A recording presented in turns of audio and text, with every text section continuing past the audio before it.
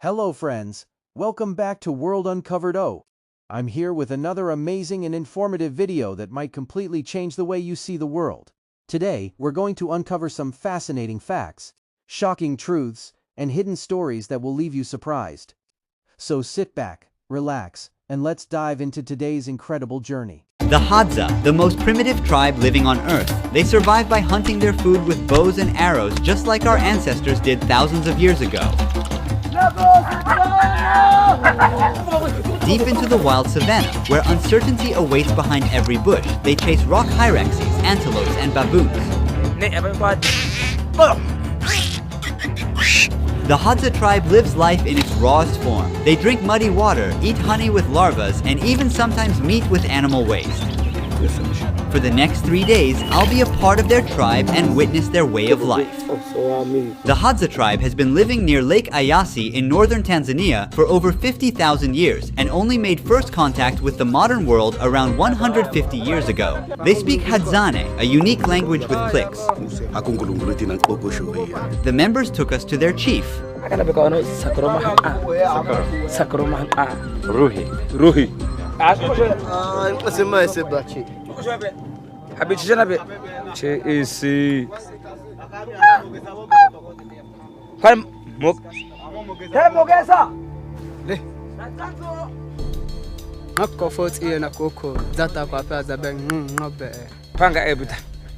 Hunting skills are evident in the leather and furs they wear. What is this on your head? Baboon.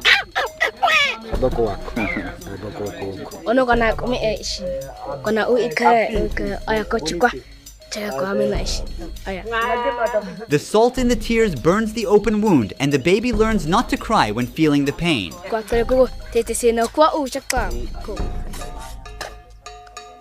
Here, a young group of people are crafting and repairing their gears for the next hunt. It's a skill passed down through generations.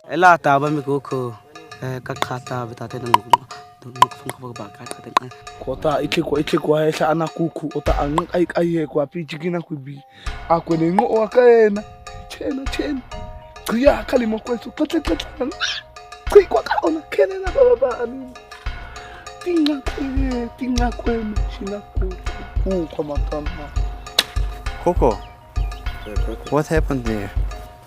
What They customize their arrows with unique patterns. If someone's arrow gets lost and found, that's how they know whose it is.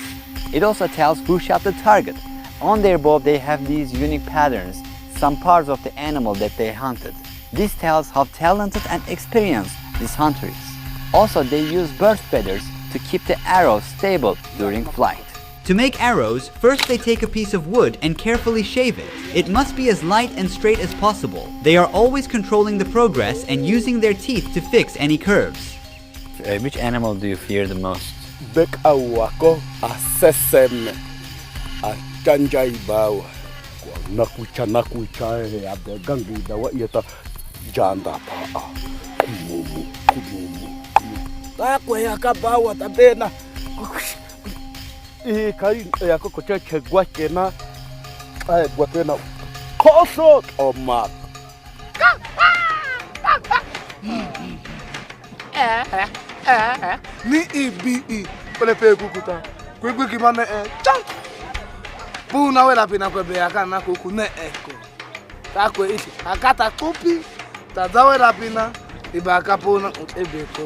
We've gathered before the break of dawn. Sakura is yelling to wake up the other hunters.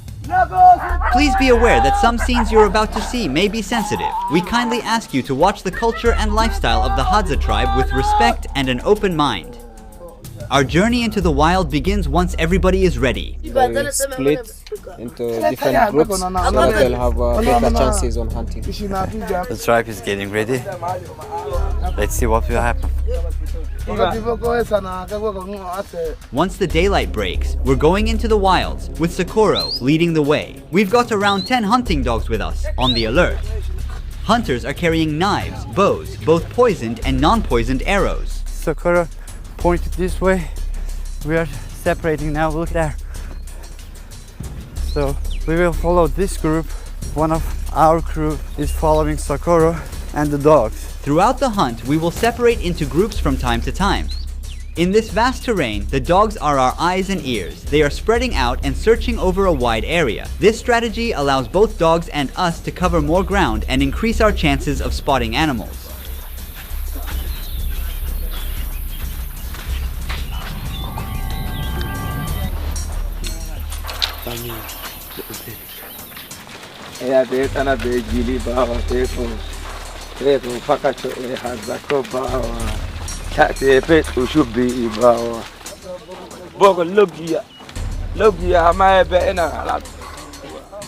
This is how they drink water. They use this muddy pond. First they blow and then drink. Their immune system is strong enough to deal with the bacteria and parasites.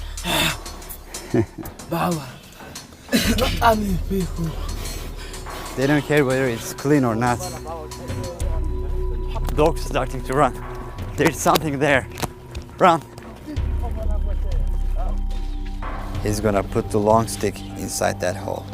He's trying to move the animal to come out. The previous stick wasn't long enough. Now he's making a longer one. Dog is trying to dig a bigger hole to make it easier to grab the animal. What? Oh.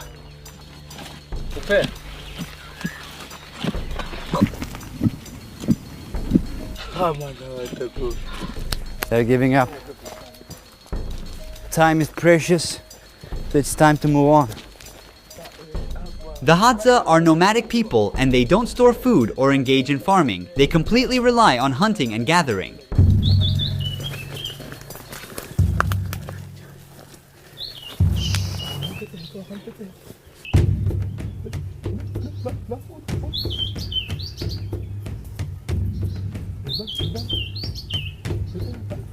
They're teaming up to catch the squirrel. One hunter shakes the tree to confuse the animal and make it run towards the other hunter.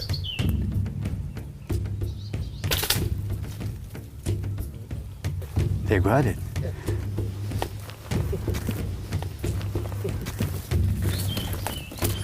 This is the first hunt of the day.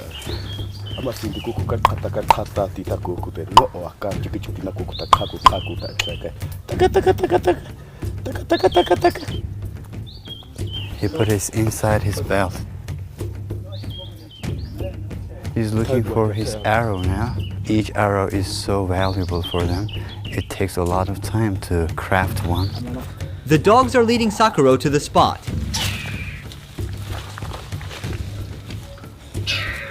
He's filling in the openings with grass to stop the animal from getting away.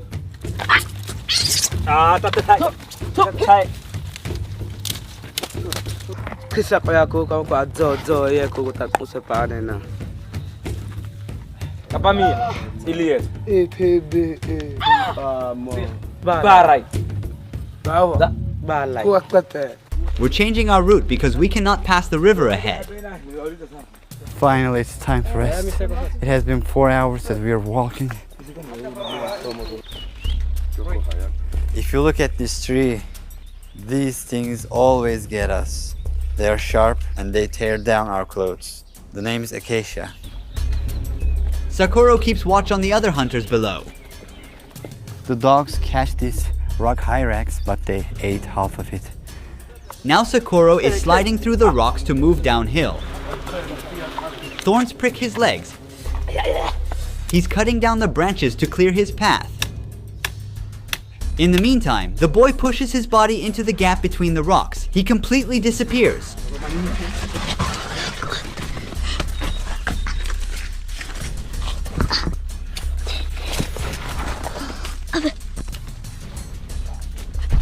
The boy who went in this rock has been circling the entire area from one side to the other.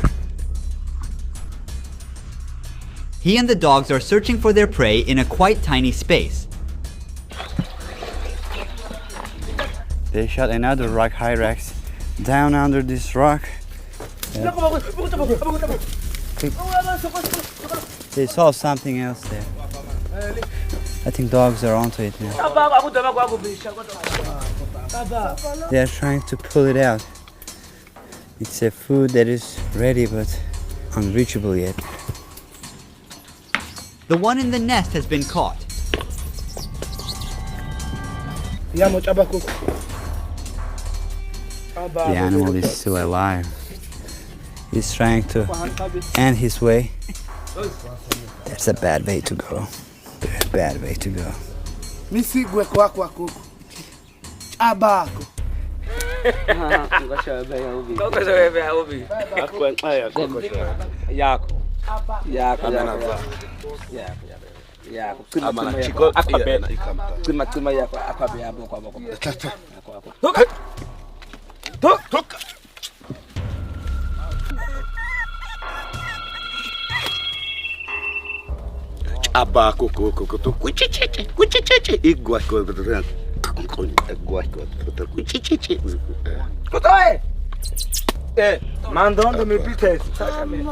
This is the third rock hyrax.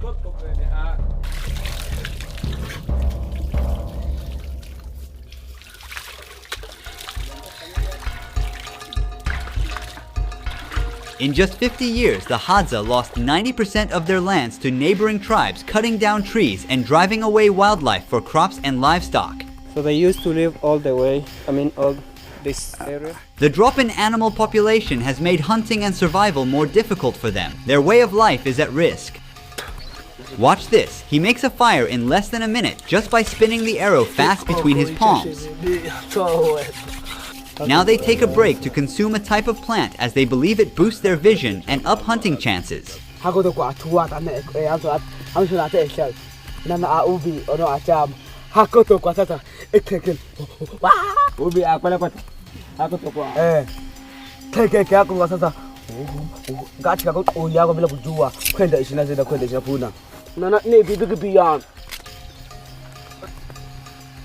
Even walking in this terrain is a challenge.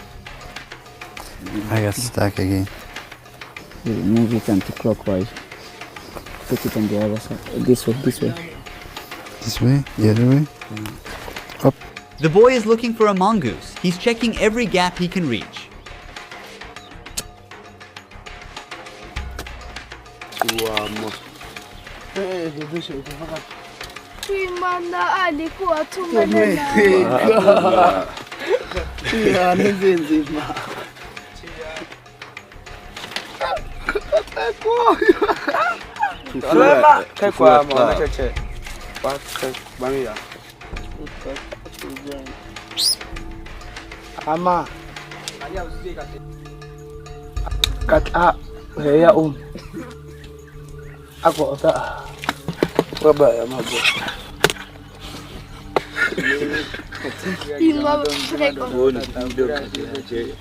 Don't judge, this is the way they live. This is how our ancestors had survived.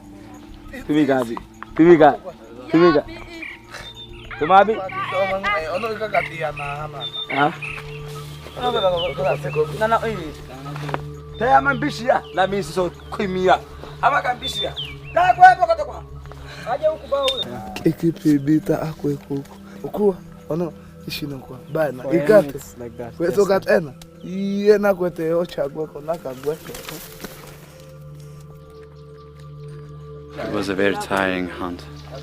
Very tiring. We walked 36,000 steps in just 7 hours while tracing animals in the mountains. He says for the baboons, they prefer the bottom meat. And which part?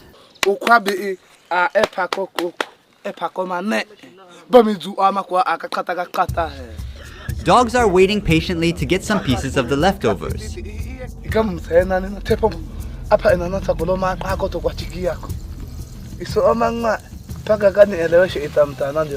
They start eating the hunted animal from the nails. They don't waste any part of it. They consume the meat along with soft bones. You can hear the pops and cracks with each bite they take.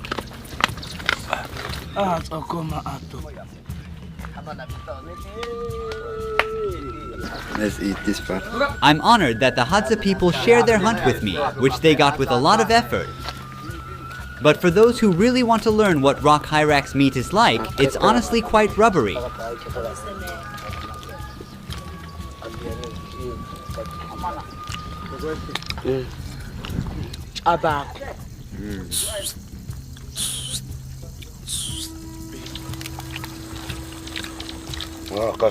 They spend their free time making new arrows to replace the ones they have lost during the hunt.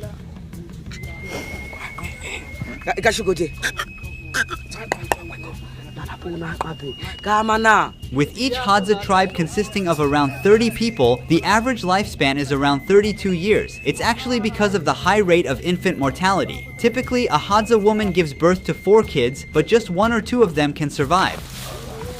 Honey is their liquid gold, packed with energy and vital nutrients to keep them going strong in the wild. It is the most consumed food in the tribe.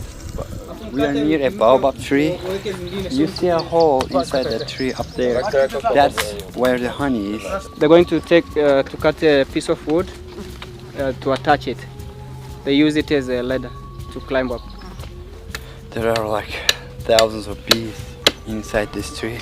On one hand, another hunter is preparing a fire to make a smoking stick. He's checking if these sticks are strong enough to carry a body of a person.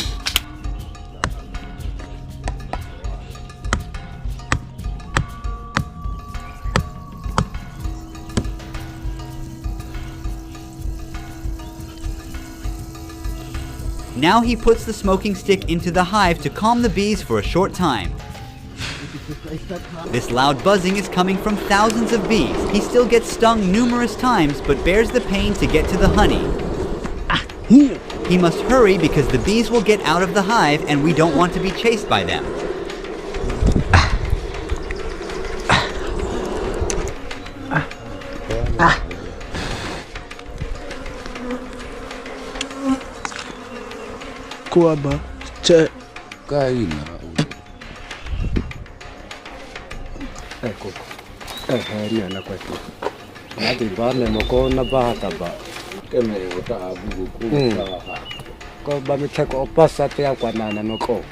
There is very little honey in it. It's mostly wax. And there are some larvae inside.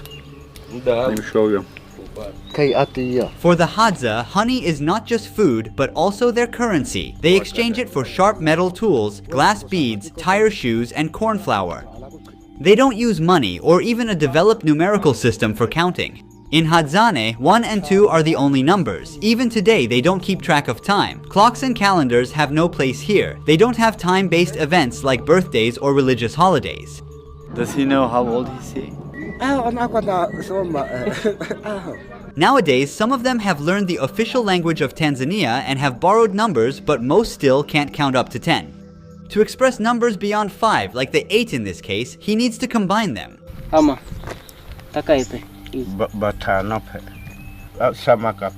If I asked him 70, what would he say?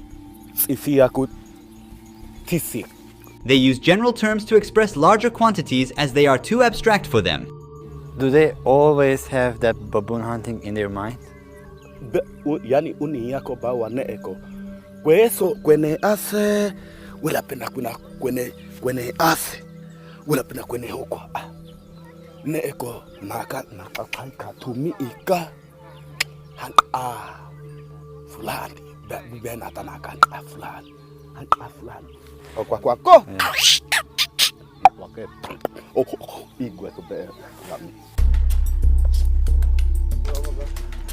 After sleeping for a couple of hours, we're preparing for a bigger hunt at 4 a.m. on the second day.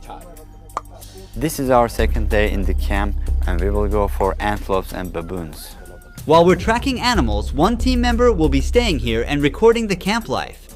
The men who are not going hunting today are repairing their tools. They are out of poison, so first, this young boy and old man are walking a long road to get a bucket of water.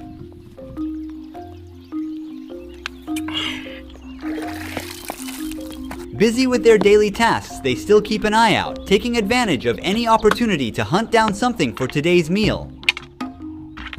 After several unsuccessful attempts, he finds a large snail on the way back to camp.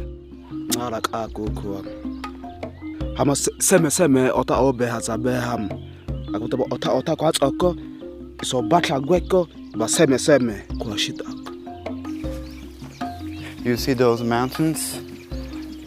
They say there are many hyenas there. Young people do not much like the taste of snails and offer them to the elders. In the past, when a tribe member grew old, the young ones would hunt a large animal for them, offering its meat as a final feast before abandoning the elders to starve to the end. Nowadays, they take care of old members and share their hunts. This bough belongs to the desert rose tree, which possesses the game-changing ingredient for Hadza hunters in battling big catches. They begin by cutting the bough into small pieces, placing them all into a pan. Cold water is poured over the pieces and let the mixture boil.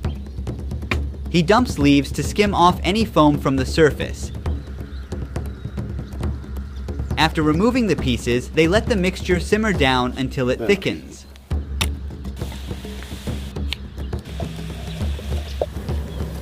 With one last stir, he transfers the essence onto a rock and adds a splash of water.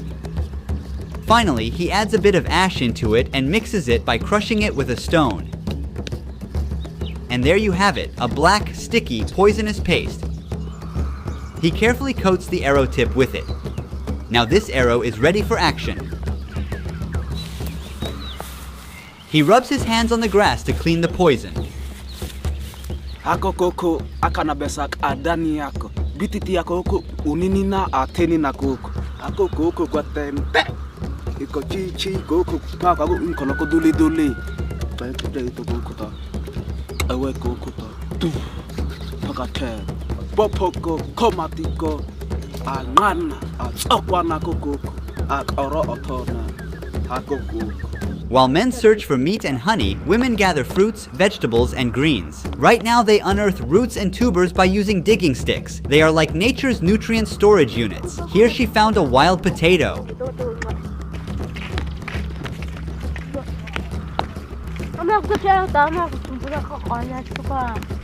Living almost in isolation, Hadza women are not comfortable with being filmed by strangers.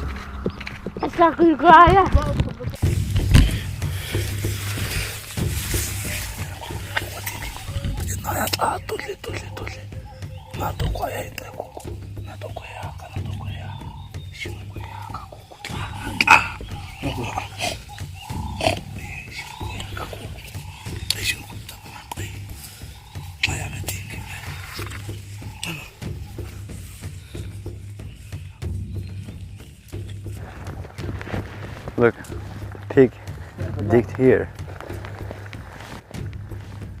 Another scratch on this tree.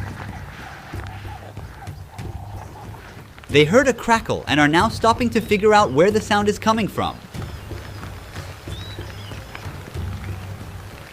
They're gonna check if there's anything to investigate or anything to hunt.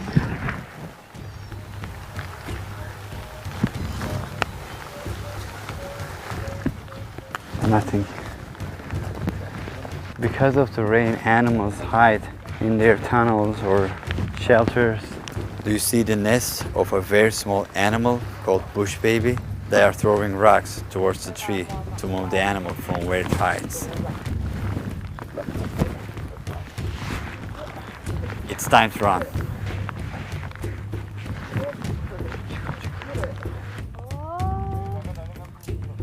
Missed.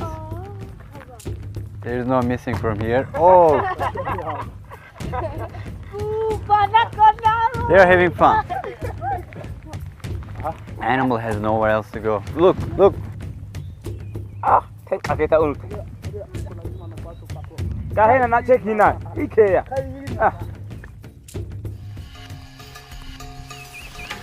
another one. The boy has spotted another bush baby nest. It's hiding inside. After the second attempt, it becomes unable to move. He's now clearing a path for himself to climb the tree. The boy has started to climb up to the bush baby's nest. He's getting closer and got it, right by the tail. The bush baby's eyes are full of worry and it's tightly holding on its nest, trying to protect itself. But no chance left for the little one. He's still alive.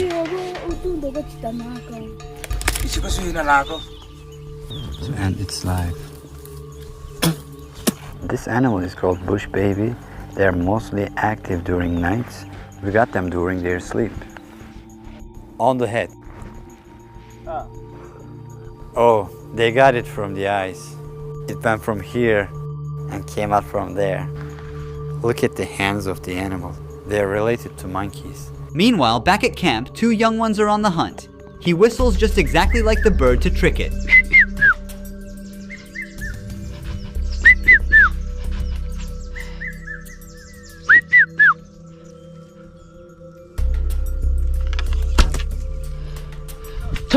So near, yet so far, he missed it.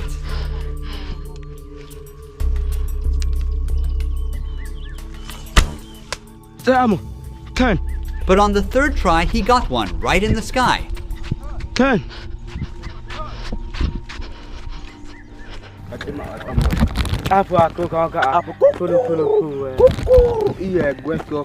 What happened to this dog? He's got a lot of scratches. Baboon? Yeah. Since rain has stopped, the animals can now come out of their shelters. And Hadza are ready to get them.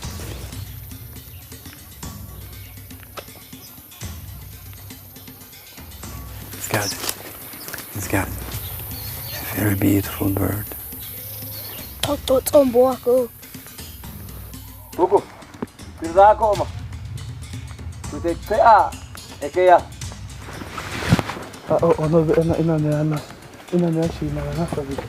Dogs seem so sure. There is definitely something.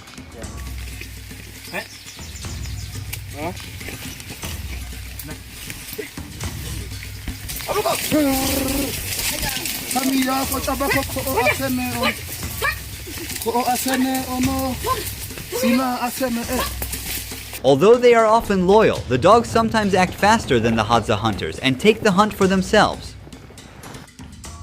He's trying to catch the bird with his hand. Sakuro and the other hunters are exhausted now. Taking a break from the hunt, we're heading back to camp. When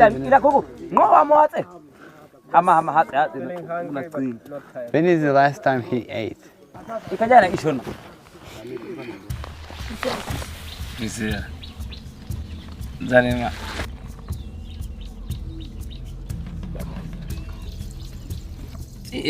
Ilikuwa kalimu aso hamanaka kalimu kwati yami ukuwa ama isho kote chipana ne akwa ne kama isho unu amo.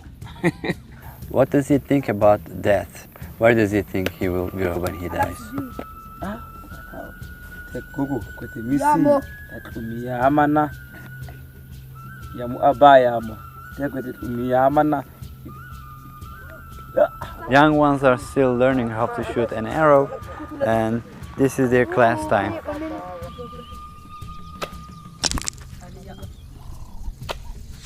Ooh. Ooh. Nice.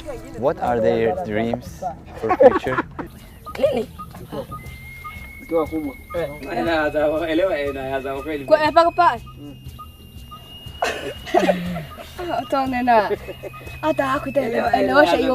Sometimes it's difficult to understand the question. You tell them to talk about the future.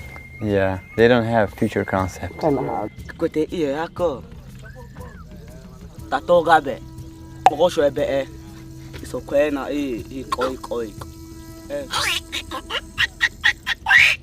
hankabe bu noche buna. Early again, we're on day 3 with the Hadza tribe. While we were sleeping, a group that had gone out for a night hunt has just made it back.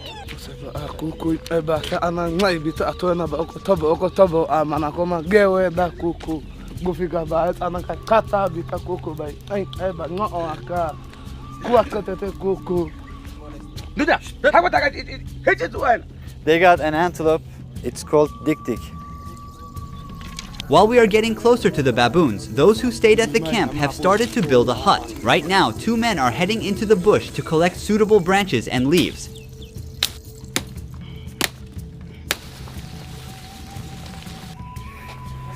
Baboons are smart animals. They keep moving around when they sense something. They don't like human contact. You have to keep up, come on. They went to ask if they saw any baboons around. We are smart, but so they are. They can sense that we are closing in. We'll keep searching them. That means we've got to up our strategy. It's all about staying one step ahead.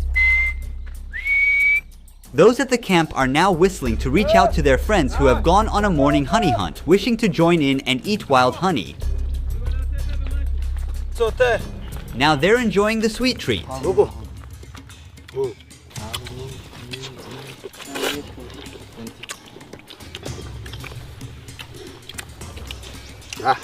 not eating, I know what.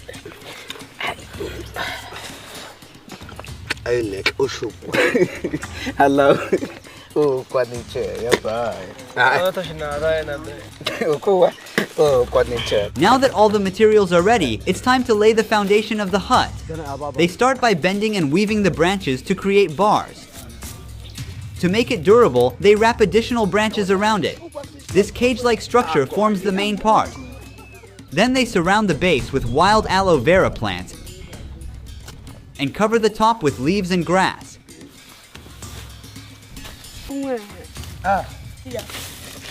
For the finishing touches, they tuck some white flowers.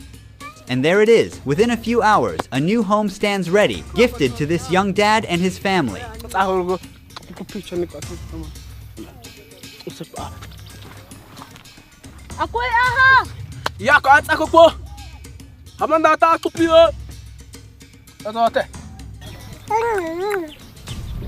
Baboons get up those baobab trees, so they are checking each and every tree. But our main objective is to get to those rocks. They say that baboons are living there. As we are walking along the path, we spot a group of rock hyraxes hiding into the rocks below. They got all the 5 rock hyraxes. Now it's time to move on for baboons. They are hungrily eating the stomach, filled with an almost fecal-like mixture of half-digested food and stomach acids. Sakura says they checked all the areas and couldn't find any baboons, but we will try our luck during night. Baboons can learn from past experiences, avoiding places where they have faced threats. It seems they are abandoned here. The Hadza are adapting their strategy. They will chase baboons in another part of the region tonight. Both predators and prey are constantly learning and adjusting. It's like hide and seek, but in a wild setup. Now we are on baboon hunting. It's getting darker. Some of the tribe members detected where they are living. They are on a tree. We will be extra silent. Baboons are not nocturnal animals. They're active during the morning, and at night, they sleep in trees where they are protected from predators, mostly leopards, hyenas, and humans. We will increase the ISO of the camera and we will be able to see with noise. I can't see an inch in front of me. We gotta stick close to the hunters. Don't want to accidentally be shot by a poisonous arrow. We are heading deeper into baboon habitat. I feel like we disturbed the forest.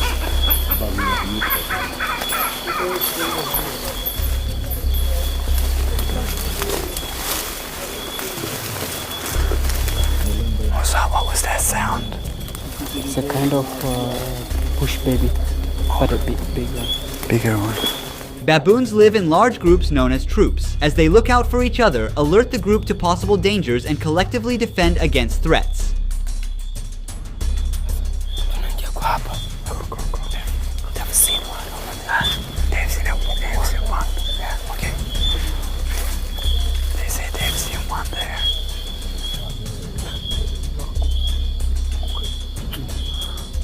We have to move. They are not here. Baboons are extremely agile and can move quickly both on the ground and on the trees. They are trying to decide which way to go.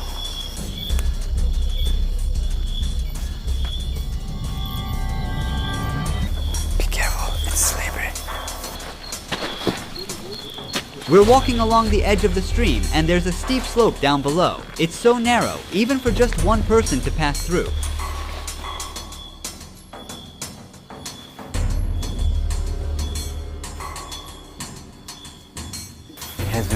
hours, we haven't seen any baboon. They are looking all over the place. Our last night's shoot doesn't offer a capture of a successful hunt. After 3 days of hard tracking and chasing, the Hadza hunters returned home empty-handed, without a baboon for their family. However, during the editing process, we figured out a single frame reveals that a baboon was fleeing by jumping from branch to branch when the lights went out. They were aware of humans' physical limitations and patiently waited for the lights to go out to quietly run away in the dark. This unexpected twist shows survival doesn't always favor the strong or the smart. It is about being the most adaptable. We came to the end of baboon hunting. We weren't successful. The animals probably hurt us. Hadza people live this world as we did thousands of years ago. One of the biggest threats to this community is, of course, modernization and losing this unique human culture. They are like a window to the past. They are the last of our first. Hi, in the beginning of last month, my YouTube channel was hijacked, and the hackers, the labor thieves, deleted all of my videos from my YouTube channel. 12 years of my work was gone. This sudden act caused my monthly earnings to drop to zero in just one click. We have eventually saved all the videos from our backup files. However, the algorithm no longer favors our recovered videos. As a result, the number of views we get from these videos has significantly decreased, causing us to lose our passive income. Because of this, our expected financial loss for the entirety of this year is at least $75,000, and we can't afford to fall that far behind. We strive to increase our documentary's quality in each video we make and try to broadcast in 14 different languages. But in this economic equation, we are struggling to make our documentaries available worldwide. Navigating the challenges of filming in remote and often hostile environments adds another layer of complexity to our endeavors. To make it possible for you to watch this Hadza documentary, a team of 314 people contributed their efforts, including 278 voice actors and 28 translators from 14 different countries, along with 8 more crew members working in fieldwork and post-production. It took us 3 months to finish this entire project. If you found any value in our documentaries, and if you want us to be able to continue producing these documentaries, we need you to now to click the Super Thanks button below this video. After clicking, you will see options regarding how much you can donate, or you can type a certain amount as you wish. This is the first time I'm asking for a one-time support from you. This crisis we are experiencing right now poses an existential risk for the documentaries we are trying to produce. Every donation from viewers like you helps us continue, grow, and create content that inspires and educates. We have amazing projects this year. For instance, we plan to visit the Krubera Cave with a scientific community, the deepest cave in the world, which is a region that has never been documented and extends 16 kilometers underground. There is a high chance that we may discover some new animal species there that have never been discovered before. I will also be featuring a credit roll that includes your names in the community section of my YouTube channel as my way of saying thank you and recognizing your contributions. Before the hacking, our channel was going great. We were about to go global, but this sudden change cut us off immediately. We are out of competition now. Only together we can continue to exist. Thank you for your sincere donations. Our channel hopefully will rise again.